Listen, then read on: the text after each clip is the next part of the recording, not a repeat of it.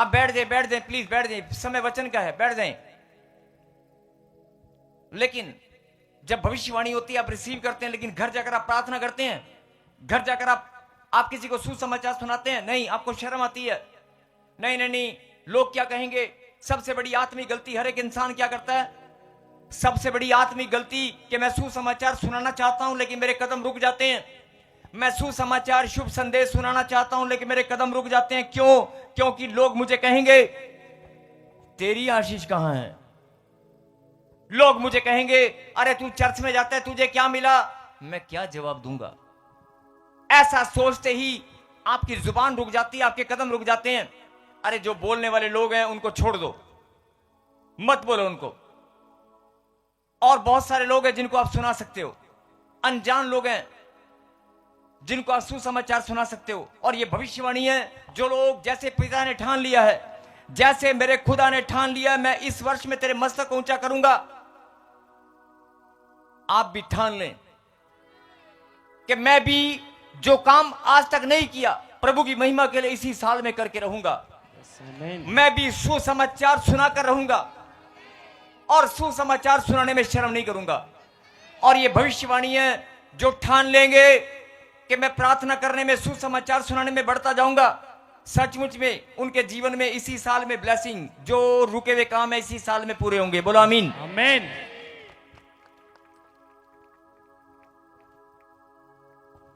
मैं चाहता हूं कि वचन में चलने से पहले फिर से 1 मिनट के लिए, सिर्फ 30 सेकंड के लिए अपने ध्यान, अपना मन प्रभु के पास, अपने दिल की बात जो भी आप करना चाहते हैं आप करें और मांगे प्रभु से कि मैं कोई आत्मिक गलती करने ना पाऊं।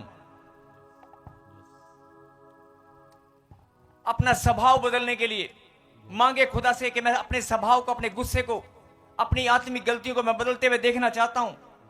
अगर कोई नशा आप करते हैं, कोई गाली आप देते हैं, आप मांगे खुदा से, आशीष पाने से पहले, बरकत पाने से पहले आपको बदलना होगा, अपने स्वभाव को, अपने जीवन को चेंज करना होगा।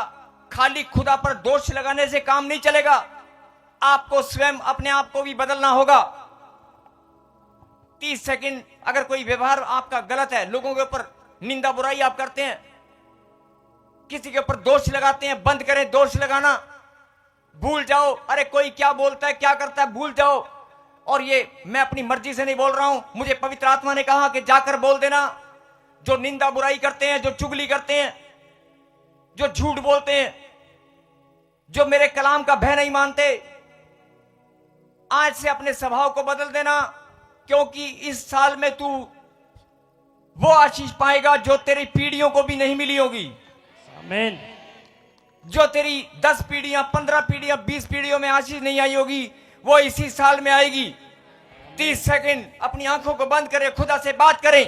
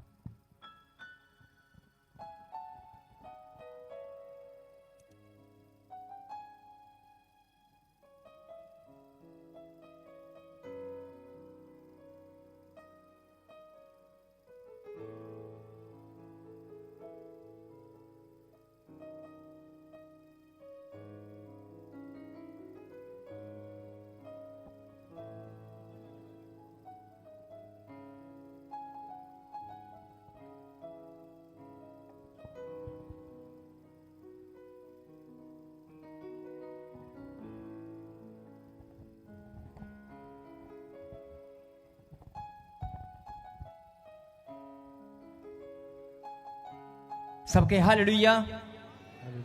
फिर से परमेश्वर मैं तैयार हूं, मैं अपनी आशीष लेकर ही रहूंगा, मैं अपने स्वभाव को बदल कर ही रहूंगा। मैंने ठान लिया है इस वर्ष में तू मुझे चमकाएगा। इस वर्ष में मैं हर एक आशीष ग्रहण करूंगा।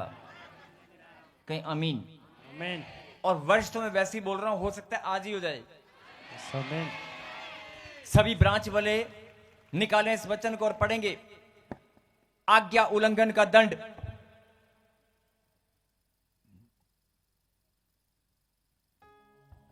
यस 14।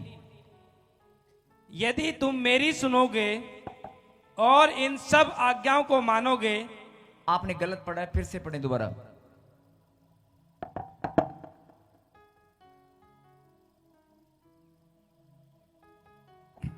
यदि तुम मेरी ना सुनोगे यस और इन सब आज्ञाओं को ना मानोगे और मेरी विधियों को निकम्मा जानोगे और तुम्हारी आत्मा मेरे निर्णयों से घृणा करे और तुम मेरी सब आज्ञाओं का पालन ना करोगे वरन मेरी वाचा को तोड़ोगे तो मैं तुमसे यह करूंगा। अर्थात 14 में क्या लिखा? अभी आपको अपने बच्चों को कंट्रोल करें। वॉलंटियर्स जो बच्चे इधर उधर दौड़ रहे हैं उन्हें कंट्रोल करें, किसी को चोट ना लगे। 14 में यदि तुम मेरी ना सुनोगे, यदि तुम मेरी ना सुनोगे और इन सब आज्ञाओं को ना मानोगे। देखो हम सब जानते हैं कि परमेश्वर ने बाइबल में आज्ञाएं ठहराई हैं, कुछ नियम और आज्ञाएं परमेश्वर ने ठहराए हैं और उन आज्ञाओं के बारे में, उन नियमों के बारे में परमेश्वर ने यहां पर क्या कहा? यदि तुम मेरी ना सुनोगे और इन सब आज्ञाओं को ना मानोगे और मेरी विधियों को निकम्मा जानोगे और तुम्हारी आत्मा मेरे निर्णयों से घृणा करे कि तुम मेरी सब आज्ञाओं का पालन ना करोगे वरन मेरी वाचा को तोड़ोगे। मतलब जब तुमने ठान लिया कि सारे काम ही विपरीत करने हैं, सब काम उल्टे करने हैं, जैसे कि एग्जाम्पल 10 आज्ञाएं, लैबे व्यवस्था, बहुत सारे लोगों को एक दूसरे को बता दें, बहुत सारे लोग बाइबल में ढूंढ रहे हैं।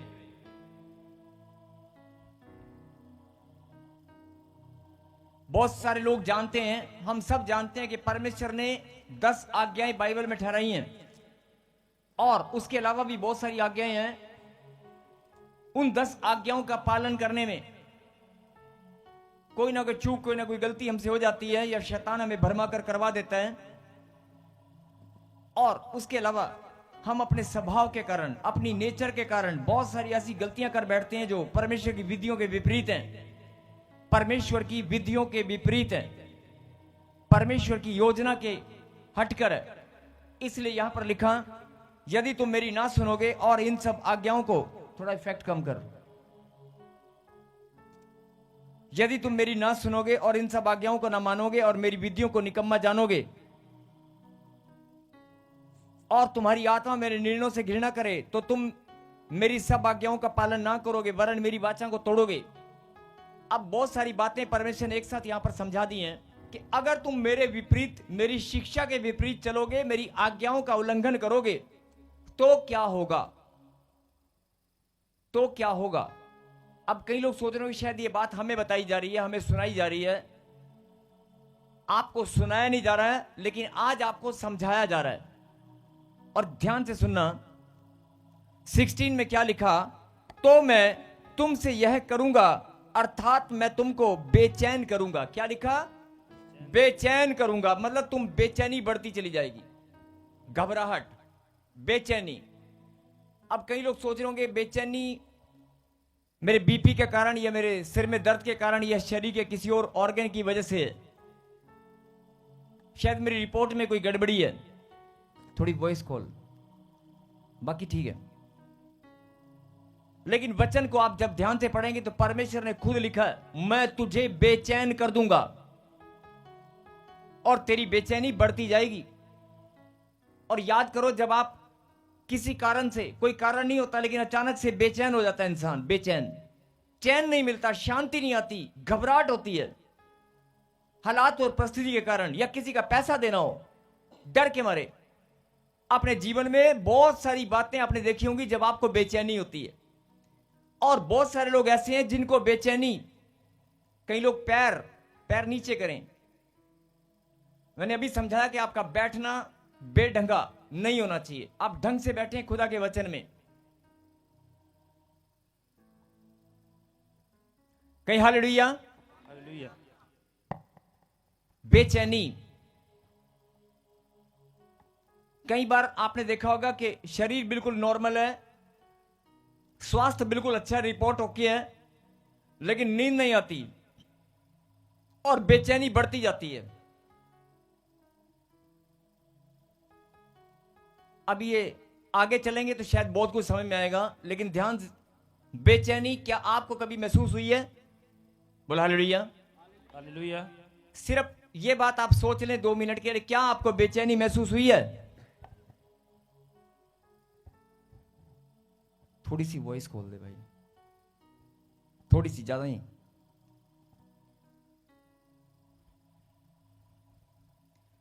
लिखा अर्थात मैं तुम्हें, मतलब जब तुम मेरी विधियों से हटोगे, मेरी विधियों से हटोगे, मेरी शिक्षा के विपरीत कार्य करोगे, मेरी आज्ञा का उल्लंघन करोगे, मेरा कहना नहीं मानोगे, तो क्या होगा? तो मैं यह करूंगा कि मैं तुझे बेचैन करूंगा। और बेचैन के साथ साथ क्या लिखा? और क्षय रोग, क्षय रोग मतलब तरह तरह की बीमारियां। और आगे क्या लिखा? ज्वर से पीड़ित, ज्वर से पीड़ित करूंगा मैं तुम्हें। किसने लिखा? हाँ जी, किसने लिखा है?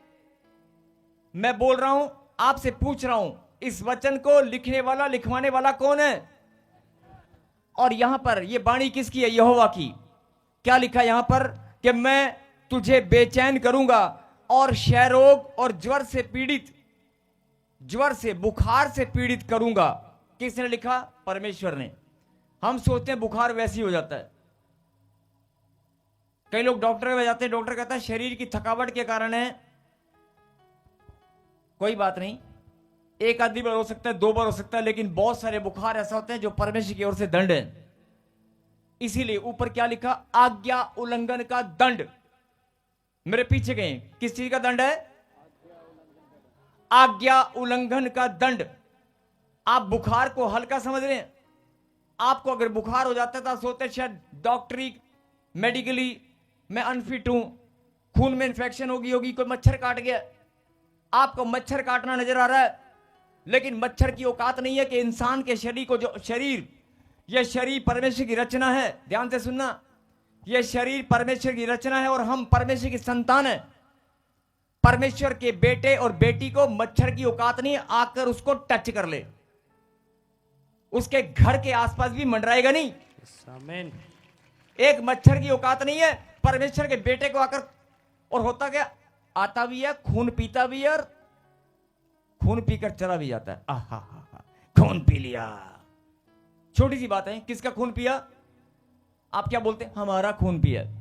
अरे तुम्हारा खून नहीं पिया, खून निकाल कर लेकर चला गया है। और आप मारना चाहते थे एक मच्छर को, लेकिन नहीं मार पाए। क्यों? जरा गहराई में जाएं और समझें। लिखा है कलाम के अंदर, मैं तुझे बुखार से पीड़ित करूंगा। मेरी मर्जी के बिना तुझे बुखार भी नहीं आएगा। अगर बुखार आया है तो बड़े डरने की बात है, हो सकता है परमेश्वर ने दंड ना दिया हो। बोला हालेलुया। हालेलुया। छोटा सा बुखार आता है और बुखार में हम लोग कहते हैं अरे कोई नहीं, दवाई ले, सो जा पड़ गए, ठीक हो जाएगा बेटे, थोड़ा खाना नहीं खाया था, चक्कर आ रहे होंगे, वैसे ही बुखार आ गया। नहीं, आपके शरीर में बुखार आना, क्षय रोग होना, कोई भी रोग का, चमड़ी का रोग, एलर्जी, इंफेक्शन, दर्द, पीड़ा, अगर कुछ भी घुस गई है, यहां पर क्या लिखा? दंड है ये मेरी ओर से। आप क्या करते हैं? डॉक्टर पे भाग कर जाते हैं कि डॉक्टर साहब ये प्रॉब्लम होगी, दवाई देना। कोई बात नहीं, ले ले बेटे दवाई। लेकिन अगर आप डॉक्टर पर जाने से पहले इस कलाम को अगर आप समझ लेंगे तो वो बीमारी उसी टाइम खत्म हो जाएगी, उसी टाइम, आमीन। उसी टाइम। कैसे? लिखा है आज्ञा उल्लंघन का दंड। अब दंड, अगर दंड पता होगा तभी तो आज्ञा उल्लंघन पर ध्यान जाएगा। मैं जितना मर्जी प्रचार कर लूं, जितना मर्जी कोई टीचर, कोई शिक्षक बच्चों को समझा ले, माता पिता बच्चों को समझा दे, अरे नाना तूने ये कहना मानना है, तूने आज्ञा नहीं तोड़नी, वो तोड़ेगा। वो तोड़ेगा और टूट सकती है, कोई भी तोड़ सकता है, तोड़ते आए हैं। लेकिन अगर उसे यह पता चले कि दंड क्या पड़ेगा बेटे, तो शायद वो आज्ञा उल्लंघन करने से पहले सोचेगा। बोला हालेलुया। हालेलुया। हाँ जी, सही कह रहा हूं गलत कह रहा हूं? अगर आपको पता है कि रेड लाइट क्रॉस करते ही सामने पुलिस वाला खड़ा है, उसने चालान काट के हाथ में दे देना, रेड लाइट क्रॉस करने से पहले आप डरोगे कि नहीं? बस ये वही बात है। आज्ञा उल्लंघन का जो दंड है, अगर आपको अभी तक शायद वो पता नहीं था, लेकिन अगर पता चल जाए तो आज्ञा उल्लंघन करने से 10 बार सोचोगे। अब आप सोच रहे होंगे आज्ञा उल्लंघन मैंने कब किया है? मैंने तो कभी आज्ञा उल्लंघन नहीं किया। कोई बात नहीं, मैं बोल ही नहीं रहा हूं कि आपने आज्ञा उल्लंघन किया है। मैं तो आज सिर्फ ये बात बोल रहा हूं कि परमेश्वर ने आपको, चाहे गुजरात से, बिहार से, बंगाल से, ऑनलाइन जितने भी लोग यहां बैठे हैं, आज मैं ये बात आपको बोल रहा हूं पवित्र आत्मा की ओर से कि परमेश्वर ने ठान लिया है कि तुझे आशीष में दूंगा, इसी वर्ष में दूंगा, इसी वर्ष में तुझे बदलूंगा। लेकिन आपको भी बदलना होगा। जो आत्मिक गलतियां, जो प्रॉब्लम, जो आशीष 14 साल 15 साल में नहीं मिली, इसका मतलब ध्यान से समझने की बात है कि कारण क्या है? कोई तो कारण है जिसकी वजह से हमें आशीष नहीं मिली। तो आज परमेश्वर वो बात तुम्हें समझाना चाहते हैं, और जो समझने के लिए तैयार हैं वो आगे चलें। यदि तुम मेरी ना सुनोगे और इन सब आज्ञाओं को ना मानोगे जो आज्ञाएं परमेश्वर ने ठहराई हैं, और सबसे बड़ी आज्ञा तो है कि तुम अपने आप को पवित्र बनाओ। चलो मैं किसी पर दोष नहीं लगाऊंगा, लेकिन जो प्रभु ने मुझे कहा कि अगर मेरे बच्चों को तू समझा देगा, और मैं नहीं समझाने वाला, समझाने वाला परमेश्वर है, और मेरा विश्वास है कि आज आपको समझ में आएगा। मैं बेचैन करूंगा, क्षय रोग, ज्वर पीड़ित, बुखार से पीड़ित कर दूंगा, बुखार से पीड़ित करूंगा, और इसके कारण तुम्हारी आंखें धुंधली हो जाएंगी। बीमारियों के कारण, दर्द पीड़ा के कारण, क्या लिखा पीछे बोले, क्या लिखा? आंखें धुंधली हो जाएंगी। जब आपकी आंखों में धुंधलापन आता है, आप फटाफट डॉक्टर पे भागते हैं या देसी इलाज करने की सोचते हैं, लेकिन आप ये नहीं सोचते कि मुझसे कोई गलती हुआ है, मेरी आंखें धुंधली, अगर आज मुझे धुंधलापन नजर आ रहा है, अभी पहली बार ही अचानक से मुझे धुंधलापन नजर आने लगा है, आपका ध्यान डॉक्टर की ओर जाएगा, लेकिन आपका ध्यान इस ओर नहीं जाएगा, अरे मुझसे गलती क्या हुई है। इसलिए समझ जाएं, लिखा कलाम के अंदर आज्ञा उल्लंघन का दंड, जो मेरी आज्ञाएं हैं, जीवन भर तू उन आज्ञाओं का उल्लंघन करता है, अपनी मर्जी, अपनी सोच समझ से तू बहुत सारे काम करता है। मैं भी तुझे ब्लेसिंग देता आया हूं, लेकिन कुछ ब्लेसिंग है जो शैतान के पास बहाना है, जो रोक कर बैठा है। मैं चाहता हूं कि तू मेरी बात को समझ ले और छुड़ा ले अपनी आशीष को। बोला आमीन। आमीन। मैं बेचैन करूंगा और क्षय रोग और ज्वर से पीड़ित करूंगा, और इसके कारण तुम्हारी आंखें धुंधली हो जाएंगी और तुम्हारा मन अति उदास होगा। बोला हालेलुया। हाँ जी, जिसके कान हो वो सुन ले, जिसके कान हो वो सुन ले। क्या लिखा? तेरा मन अति उदास होगा। मेरे पीछे गए, क्या लिखा? तेरा मन, जोन लाइन है, जरूर बोले, बोले तेरा मन अति उदास होगा। कहीं हालेलुया। यस, यही बात पर ध्यान देने वाली बात है। तेरा मन अति मतलब अनलिमिटेड, इतना ज्यादा उदास हो जाएगा। अगर मन उदास है तो आपको लगता है कि शायद मेरा मन उदास है, आपके नेगेटिव ख्याल दिमाग में आएंगे, मैं जिंदगी ये वो पता नहीं क्या क्या सोचने लगोगे। नहीं, आपका ध्यान इस बात पर नहीं जाएगा कि जरूर मुझसे कोई गलती हुई है, मेरा मन तो उदास है। आपका ध्यान इस बात पर जाएगा कि मेरा मन उदास है, मेरा मन मेरी मम्मी ने उदास किया, मेरे भाई ने उदास किया, मेरे पापा ने उदास किया, मेरा मन कोई लड़के ने धोखा देकर मुझे उदास किया है, कोई लड़की मुझे चीट करके चली गई। आपको लड़की याद आएगी, आपको लड़का याद आएगा, आपको लड़की लड़का याद आएगा। अपने रिश्तों पर आप ध्यान देंगे, आपका ध्यान रिश्तों की ओर जाएगा, बिजनेस की ओर जाएगा, पैसे की ओर जाएगा। अरे पैसा चला गया तो मेरा मन उदास है, मेरा नुकसान हो गया तो मेरा मन उदास है।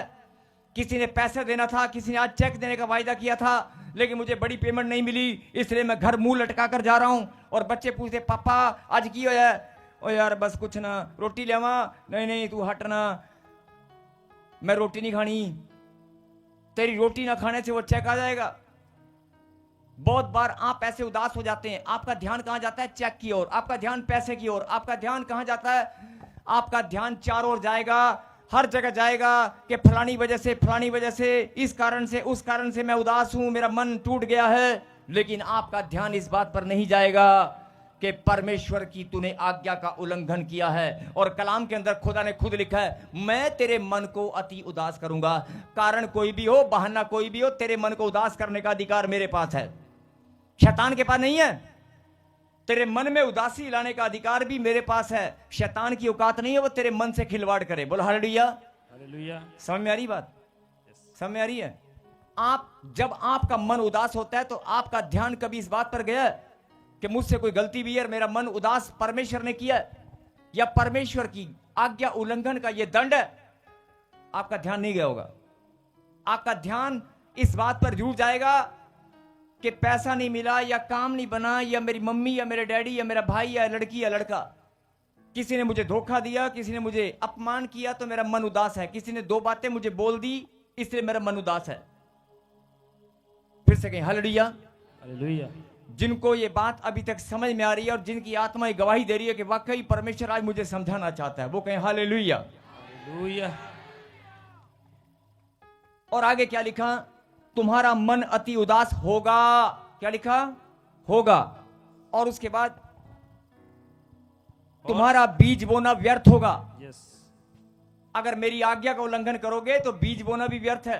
और होता भी ऐसे है, आप इतने साल से भेंट और दशवांश या बीज आप बोते हैं लेकिन फल नहीं मिल पा रहा है।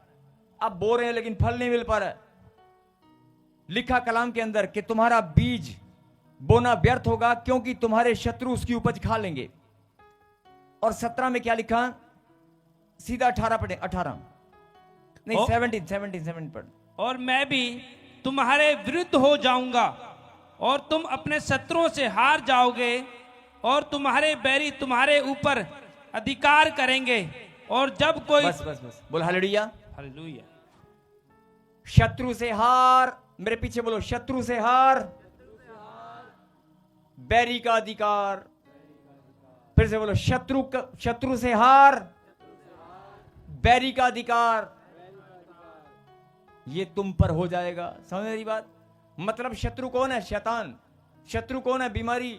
शत्रु कौन है? जिससे बीमारी से लड़ने के लिए व्हीलचेयर, चश्मा, जो भी आपके जीवन में शत्रु हैं जो बनकर बैठे हैं, आपके रिश्ते, आपके कोर्ट केस या कोई भी चीज जो आपको शत्रु नजर आती है, लेकिन वो तब होगा, प्रभु ने कहा, जब मैं, अभी तो तू मेरे विरोध में, तूने मेरी आज्ञा उल्लंघन किया है। अगर तूने मेरी आज्ञा उल्लंघन किया है, लेकिन अगर मैं विरोध में हो गया तो, अगर मैं भी विरोध में चला गया तेरे, तो क्या होगा? शत्रु से तू हार जाएगा और बैरी जो तुझसे बैर रखते हैं वो तुझ पर अधिकार जमा लेंगे। फिर से बोले, शत्रु से हार, बैरी का अधिकार। शत्रु से हार, बैरी का अधिकार। फिर से बोले, मुझ पर नहीं होगा। बोला आमीन। लिख लेना घर जाकर, प्रार्थना में बोलना शुरू करना, परमेश्वर तेरी दया वाला हाथ मुझ पर बना रहे। शत्रु से हार और बैरी का अधिकार मुझ पर नहीं होगा। सबको जय मसीह की। मैं जतिन बब्बर और आप देख रहे हैं मसीह परिवार चैनल। जैसे कि आप सब जानते हैं कि मैं इस चैनल पे प्रभु के अलग अलग दासों की वीडियोस डालता हूं, तो अगर आपको हमारा चैनल अच्छा लगता है तो आप इस चैनल को ज़्यादा से ज़्यादा सब्सक्राइब जरूर करें, ताकि आप प्रभु के वचन को सुन सके। वीडियोस को ज़्यादा से ज़्यादा शेयर करें ताकि जिन लोगों तक वचन नहीं पहुंचा उन तक भी वचन पहुंच सके। सबको जय मसीह की।